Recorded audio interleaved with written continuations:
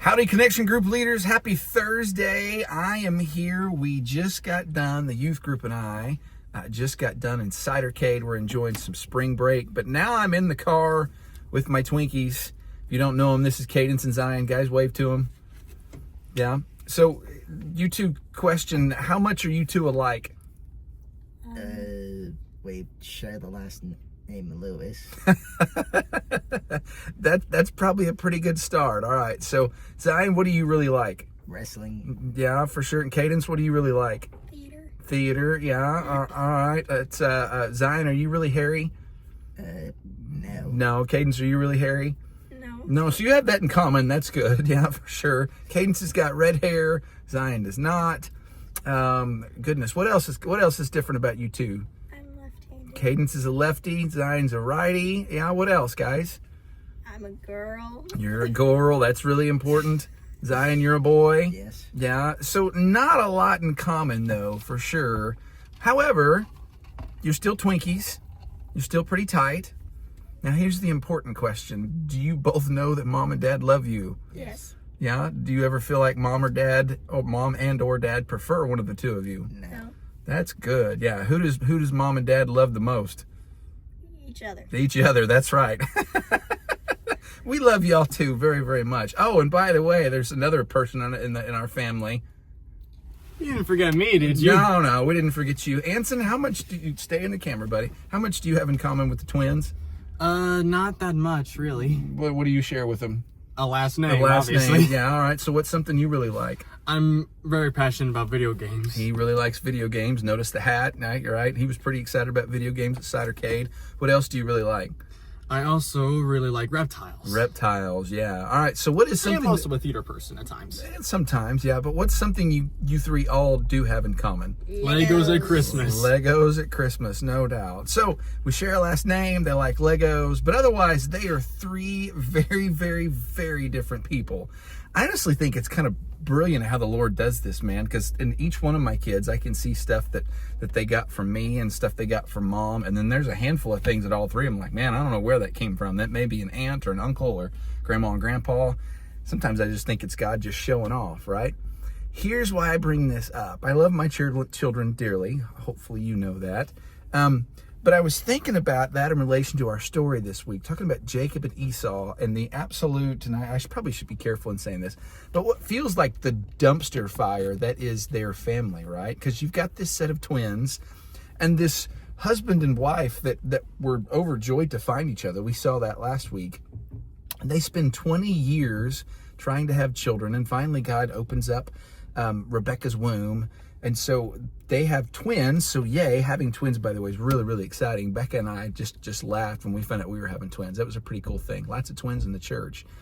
But then in the process of their kids being born, for whatever reason, mom preferred one child and dad preferred the other one.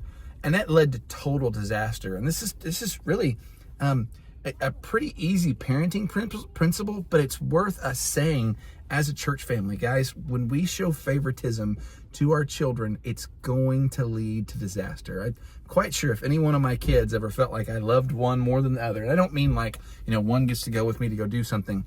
On the consistent, if they genuinely felt like I loved one more than the other or one more than the other two, it's not going to go well. And that's not hard to understand, but we need to say those things and we need to teach our people those things because it's not common sense. And the way we can know it's not common sense, because it's in the Bible, right? Like there's this family incredibly blessed by God, and yet we see them just taking a hard left turn in situation. Now you might be thinking, well, what about our people that don't have kids? Well, actually, I think this principle still stands, and it's this. Even when you have three very different children, or four or five, or how many kids you have to make the choice, especially if they're not like you, because that also can be an issue.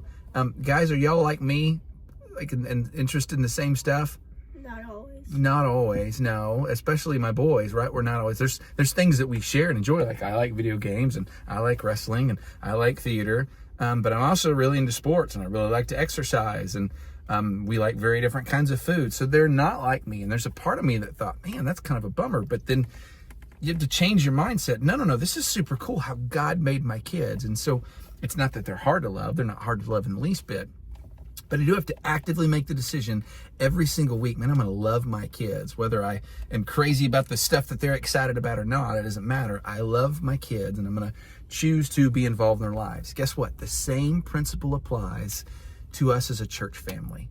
Because there's lots and lots and lots of people in our church, and they're not like me all the time, and vice versa. Lord knows, I've got all these teenagers in the youth group that are not into the stuff I'm into, and so on. So we actively make the choice, man, you know what? Not only am I going to love you and love the stuff that you, maybe not even love the stuff you're into, but I'm going to actively make the decision to be involved in your life and learn to appreciate God's creativity in your life.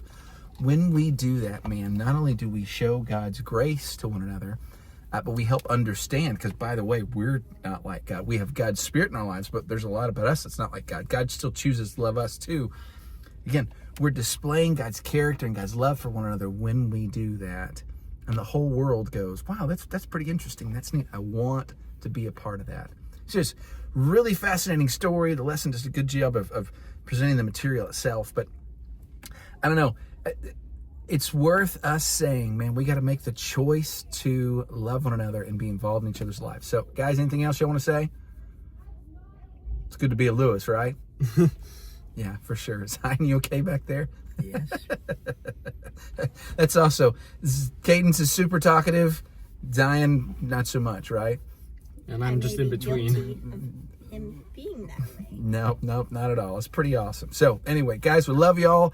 Hey, church family, we really love y'all. Our whole family loves our church family. Thank you for loving us. We'll see y'all later. Bye.